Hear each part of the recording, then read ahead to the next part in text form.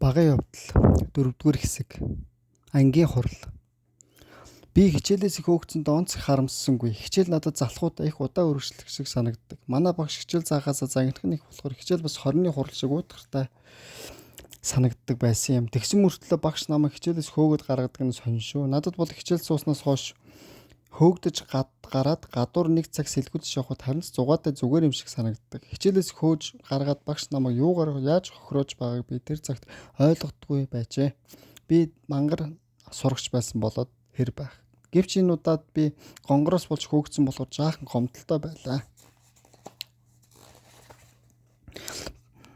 Номоо авч чадаагүй хөөгдөж гарсан болохоор явчих болохгүй. Би номоо авъя гэж хэлэх гээд хаалгаар хэд болтгонсон боловч багш намайг харсангүй. Харин хүүхдүүд хараад шоосон юм уу тавлсан ч юм уу жиг жуг нээлтэн. Нямаач бүр бахан хансан болтой хилээ бултаалах нь намайг тавлаж байна. Тэгэхээр нь би багш хаалган дээр ирүүлж байгаад номоо авъя гэж хэлэхээр шийдсэн юм. Багшийг хаалган дээр ирүүлэх аргыг би мэддэг.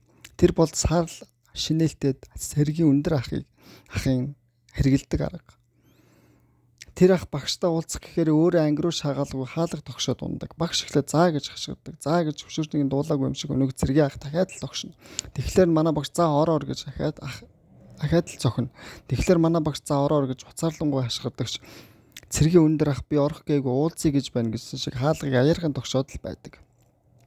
Адаг сүлд нь багш өөрөө хаалган дээр хурцжууд гадаг шагааж хармагц эргэж бидэнд хүүхдүүдэд та нар жаахан хүлээж байгаараа гэд гараад явдаг. Тэгээд цэргийн ахтай байшингаас бүр гараад хашааны мухарт очиод яриад зогсчдөг. Цэргийн тэр ах манай багшд их л сонин үлгэр ярьдаг байх. Манай багш түүнийг ярьж байхад бидэнтэй байдгаас шал ондоо болоод өнөөгнүүд нь инээмсэглээд цагаан цараа нь улаан яаган болж гэрэлтэд их баяр хөөртэй болж гисэн харагддагсан.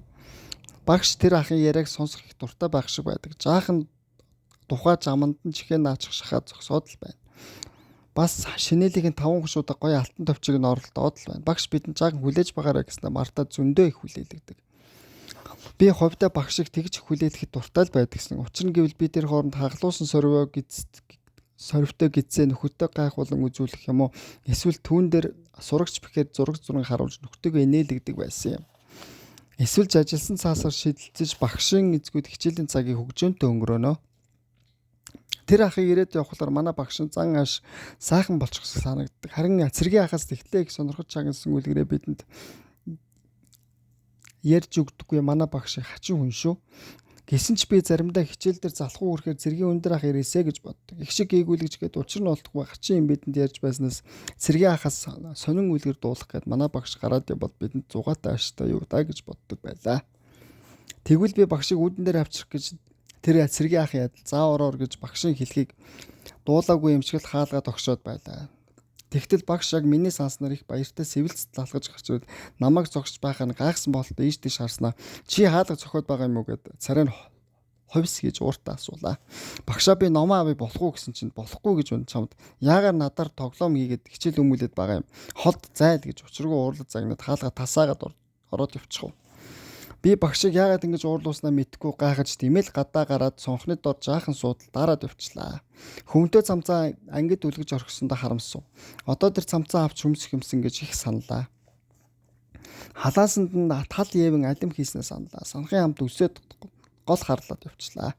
Би яасан ч хүмтэй цамцаа олж өмсөе гэж шийдээд гүн орж ангийн хаалганд хүрч сээжээ цухалгаж байгаад багшаа би хүмтэй цамцаа амж өмсөе дараад байна гэж хашгирлаа. Багш дунд ширээнд нэг хүүхдийн дэргэд бүхэж бичснийг юм уншиж байгаа номыг юм харж байснаа гинт уур нь хүрсэн болтой. Нөхөр минь чамайг цаашаа бай гэж байна уу? Чи өөр нь хичээл хийх хүн үгүй юу? Юугээ чи хулиган бэ? Чи эргээд ухс хийв. Яг тэр үед дарын ширээний гам зураг гэдэг хүүхд миний хөвөнтэй цамцыг үлгэрээс аваад над руу шидчихлээ. Би багшийг ирэхээс өмнө амжиж цамцаа шүүрч аваад эргээд бичиг пажиггүй. Ангид багшийн дуу хатаад л байна. Бодвол ган зургийг зангиж байгаа баг. Ган зураг ч өстө зөрөгтэй хүүхд юм да гэж надад хүмтэй цамц уулзсны талархан бодсууд л би эндүрсэнгүй. Ган зураг бас хөөгдөд гарч ирлээ. Ямар өнгөрөө юм бэ гэж амдаа өглөн бутлан. Амдаа өглөөд гарч ирэв. Царай нь хүрлээч гэсэн хөмсг нь буужчихсан. Уруулд нь унжиж орхисон нилээд ууртаа харагдана. Ган зураг намайг бодвол хичээлдээ сайн болохоор хичээлээс өөгцөндөө гомдож бухимдаж байгаа бололтой. Би түүнийг надаас боллоо гэж бодоод өрөвдөв. Тэгээд хөвөнтэй цамцны халаасанд байсан тал явингээ хувааж идэв. Дараа нь альмаа гаргаж хоёул хонглын мухарт бүрэнхий пишингийн дэрэг зогсоод ээлжилж нэг хазаад идлээ. Чи надаас боллоо гэж миний хэлэхэд хэр багш зүгээр шал өнгөрөө юм гэж амандаа бүвтнөв. Тэгтэл цэргийн ах хүрээдэрлээ. Тэр өндөр ах манай ангийн үүдэнд очиод бид хоёрыг нэг харснаа яг миний төрүүчийн хаалга зогсон шиг манай ангийн хаалга зохиод л байна. Зөөлгөн тогшоод л байна. Багш гаж ирэхгүй л байна. Бид хоёр хараад альмаа хазч л байна. Гэтэл хаалга хүчтэй нэгтгэд цэргийн хаалган золтоо цохиулж гисэн ухраад орхитол манай ангийн багшийн дуу хадж яах гээд байгаа новшнууд вэ гэж хашгираад менчгэр улаан царайтай ухсан гарч ирв. Бид хоёрыг хаалга цохлоо гэж бодоод ингэж уурлаж гарч ирлээ гэж мэдээд бид хоёр хөрөлдөн гүйж гарлаа. Удалгүй өндөр ах яаран гарч удав. Өнөөдөр манай багш ууртаа байгаад өндөр ахаар үлгэрч ярилсангүй боллоо. Бид хоёрын гайгаар ийм боллоо гэж бид ярилцав. Хичээлийн хонх дуугармагч бид хоёр ангидаа гүйж ортол багш 2 муу хулиган суу. Та нарыг би зүгээр орхино бахаа гэж занаад одоо та нар сууж ангийн хурлын нэг ч хүн гарч явж болохгүй шүү гэж бидэнд ууртаа тушаагаад гарч ив. Удалгүй багш нэг өндөр хүн дагуулад хүрээд ирлээ. Энэ багшийг сурагчдын зөвлөлийн багш гэж би дуулсан. Багш ширээнийхээ дэргэд 2 сандал тавиулж өнөөх багшийн нэгэнд нь суулгаад бас ангийн даргаыг дуудан дэрэгдээ суулгав. Ангийн дарга бат өндөр хүнийг айсан маягтаа гарч толгойг нь илчээ доошоо хараад суулаа. Багш босч цөмөөрөө байгаа биз хүүхд гараад явчихаагүй биз гэж асууад юуны өмнө ганц зураг битэр нүдэрээ гарч бүртгв. Ангийн жижүүр дармаа босч бүрээн багшаа гэж мэдэгдэв. Багш за одоо ингээд ангийн хурлыг хий. Манай ангийн сурагчдын дотор сүүлийн сахилахгүй явдлыг гарч байгааг авч хэлэлцэн. Энэ гэж өндөр хүний зүг нүрээрээ заагаад багангийн хичээл эрхлэгч 50 багшийг зориуд урьж суулгаж байна. Тэгэхээр та нар ангийнхаа дотор байгаа энэ сахилахгүй сурагчтай эвлэрч болохгүй. Хүн бүхэн тэдний яаж өмөл сахилга бат адлагдуулж байгаа хайр найргүй шүүмжлэх хэрэгтэй. Хүн болгон оролцсон шүү мэдвөө гэхэд ган зүрэг бит хоёроос бусд нь цөм мэдлээ гэж нэг хүн шиг ашиглаж байна. Багш босч за тэгэхээр манай ангийн сурагчдаас хэн болохгүй сахилгагуудад байна вэ гэдэг бол тодорхой. Алив төмөрсөх бос гэв би бослоо. Наашаа гараад ир гэж байна. Би урваагаа танихгүй багшаас аж доошоо харсаар явж багшийн ширээний дэргэд очлоо. Хүүхдүүд нэг л сүрхийн юм болгоно гэсэн байртаа чив чимээгүй. За чи яагаад манай ангийн дотор хулиган сахилахгүй юм өдөрж хараагаад байна гэж надаас асууж байна.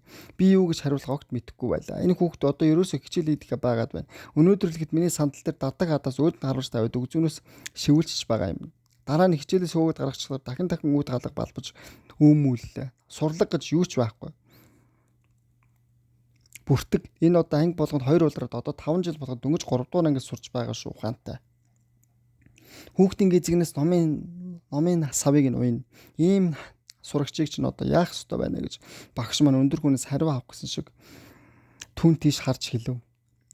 Тэгэхээр энэ өөрөөр яаж хулиганд жүмүүлж байдаг ангийн нөхдөнд шүмжилж яриг. Одоо хэн ярих вэ гэж асуугод гонгор гараа урж босоод төмөр сөхөр нь болдоггүй хүүхэд байгаа юм. Эртээр манай өвөгийн нуурын дунд өхрийн нойтон басар зогсон. Өнөөдөр бас намайг 2-3 жавхар хараад нүд сохолчих шахсан. Ердөө болдоггүй юм гэж намайг муулав. Би түүний цугууртаагаар хялалцлаа. За тэгсэн чинь үнэн үү гэж багш асууж би үнэн. Гэхдээ би зүгээр байхад нь эн чинь өөрөө намайг өддөг гэж хэллээ. Дараа нь нямаа босов. Тэр багшийн зүг хараад байгаа хэрнээ өрөөс нь нүд нь хаалга руу хараад байгаа юм шиг харагдана.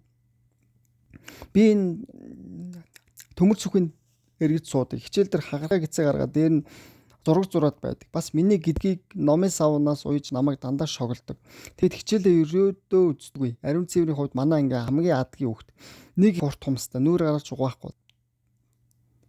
Балиар заван хүзүү хоолон чихтэйхэн хэртэй чихэн дотор нь сул хар хэр. Манай ангийн нэрийг гутааж байгаа газ хүүхдийн өнөөдөр бүр багшийг дооглоод байсан гэв.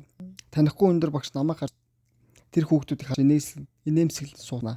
За хөөчээ наашаа яваад ир гэж надад хэлв. Тэр хүний нүднийх хурц давхраата бас тэгээ нүдний шилний цаанаас галт шилээр төөнж байгаа юм шиг айхвтар харцтай би эрдэнэ оц цосоод гараа гэв. Би гараа үзв. Миний гар өчигдөр хумсаа өнөөдөр саа угаасан болохоор тэр хүн гайхаж байх шиг. Дараа нь миний чихнээс татгчийн урууг оруулж харчиж үзв. Азар өнөөдөр нүүр гараасаа уустай гэж би дотор баярлав. Дараа нь танаас мэдээж хоолоо үзв харлаа. Тэр багш гайхсан байхдаа магийн зүг харлаа. Багшийн зүг ангийн багш өнөөдөр буцгаа байна. Ер нь ариун цэвэр комиссийг илдэгч үнэн л дээ. Гэхэд хүүхдүүдийн зарим нэмсэглэж шивэр хийв. Нема зовсон байт доошоо харцсан.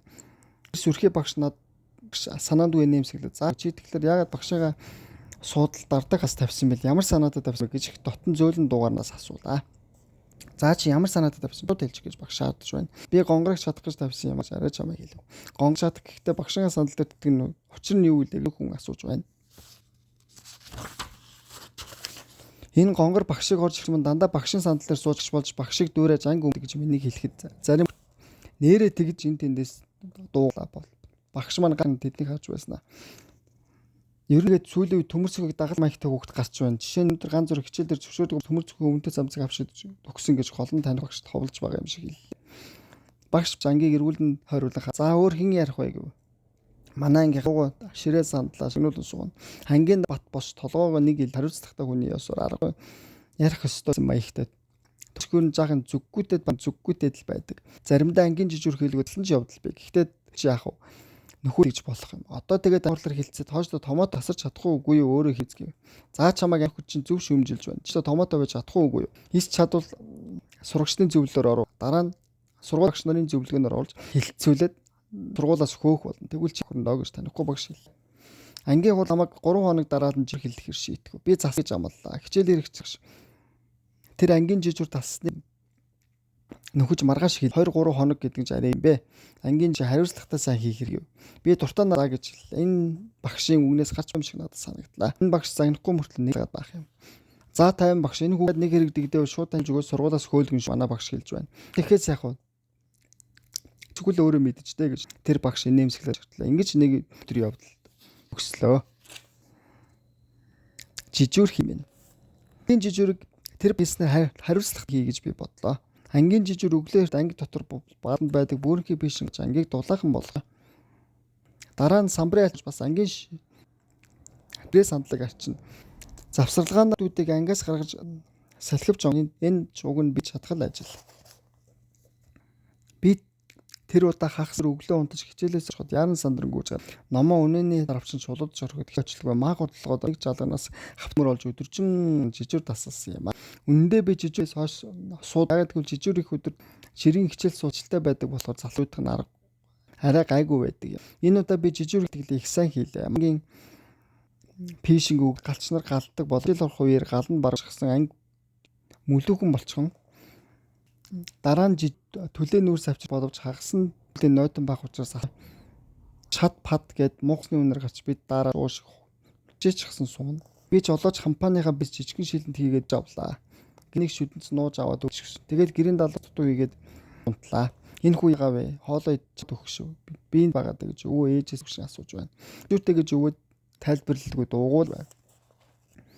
Өглөө би суу явлаа. Гадаагаар мөр мөс авчирд наасан бит би жавар нүүр хорсон. Энэ дээгүүр цагаан уур маань бүрийн оноос гарах хутаа битүүрсэн ч гигэн тунгал өглөө. Анги дээрхэд манай ангийнхан чирээгүй байв. Гадаа хажуус би төвчрүүл хуруу чимчгнүүд арах бөгөөд хүлээс амархан асахгүй. Түүний дээрээс үг галч нарын галсан галын ас дуусаа дээр нүрс чандарт даажээ. Ханж бүлээсэж боловч гадаа хүүтэн даруй муулж улмаар хүүтэн болгон гарцаагүй шиг та. Би намайг оруулж ирсэн хэдэн модон дээрээс нь хогийн төмөр баахан нүүрс авчирдэж гэж авлаа. Дээрээс нь илтээж жаахан бензинээ өөрөө фишинг хол очиж байгаа нэг шүд 100 нам руу шидэж ор. Бензиний асхын хамт нүүрс харуутаа болон нэг савсан. Дөрөлцөгтөлтэй хамцаа гэж байгаа фишинг авахаас айж байлаа. Холоос нүүрс ашиг руу алхамаар ойрцоор аваад 100 хаасан ч түгжээг нь түгсэнгүй. Ангиад асч байгаа нүүрснүүд би бүкс тэр байтугай хаалгаа онгоолгов. Тэр нэг бос нүүрсэн нүүд ах хоёр миний энэ арганд аргагүй тасаж байтал зарим хүүхдэрээ пөөх гэж гайхан ашиглав. Энэ нүүрснээр хоёр хичээл эхлэхээр тэгдэхгүй болсон чинь энэ хүү дуран цохноос салхивчиг нээсэн болохоор ангид хүү бидний амьсгаа манай өвөг одоо шиг бөөн цагаан юм. Би хэлхийн өмнө шалмгаад шүүрдэж бас самбарын фишингийн амыг багш анх орж ирээд ангийн бэ гэхэд би байна гэж баапрт өглөө. Багш ангийг нийтээ шалж байснаа. Чипэр будзгаа хариулсаар хийж байх шүү. Сайн магтлаа. Тэгэл ангийн хүүтэн байгаа гэдээ багш анги тань яас байх юм нэмж галсан юм бод. Сан багшаа гэж миний яаж бодолж ангийг юм болгож мэдсэн надад. Арын шилэн галлах гэж гарахад утаагаа гаргах шигсэн гэж аярх дооглож байна. Би завсарлагаа бүрээдийг хөөж гаргаж байл. Бүрэнхий фишинг удаан 2 дахь цагийн хичээлийн сүүлээд ангийн халуун 3 дахь цагийн хичээл бүр байж суухын арга гадааш нар дээр гарч жаахан доктор болоод игсэн байж зузаан дэлтийн хөсөн нурс зарим хүүхдүүд хурч ашигын үр тагтана. Яасан халуун юм хин гал өрчөөвэ гэж асуулаа. Би дуугаас багшаа төмөрсөх галсан юм төмөрсөх гэж. Би жижигсэн хийгээд энэ галснаа төлөө буруутан болж таарав. Тэгвэл манай ангийн хоёр хичээл дээрлэгүй бөөгөө тэр хоёр халуун хөлөрч байгаад нэмэг гүйж гарч хатгалгарчаа. Энгийн жижүүр хийхэд үнэлэхтэй байдаг юм байна гэж тэгжил мэдсэн юм.